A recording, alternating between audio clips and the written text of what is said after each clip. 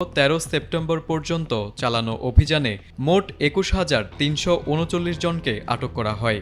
গ্রেপ্তার হওয়া এসব প্রবাসীর বিরুদ্ধে আবাসিক, শ্রম এবং সীমান্ত নিরাপত্তা আইন লঙ্ঘনের অভিযোগ আনা হয়েছে।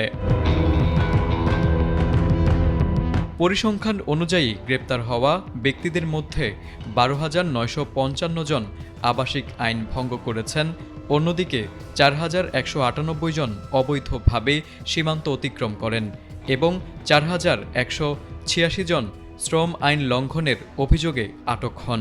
LME সার্টিফাইড বিশ্বসেরা কপারে তৈরি ওয়ালটন কেবলস, যা আপনার স্থাপনাকে রাখবে সব সময় নিরাপদ। এ বিষয়ে সৌদি স্বরাষ্ট্র মন্ত্রণালয় জানিয়েছে, যারা অবৈধ অভিবাসীদের আশ্রয় দেবেন, তাদের পরিবহন বা অন্য যে কোনো সহায়তা করবেন, তাদের বিরুদ্ধে কঠোর ব্যবস্থা নেওয়া হবে। এমন অপরাধে দোষী প্রমাণিত হলে ১ লাখ সৌদি রিয়াল পর্যন্ত জরিমানা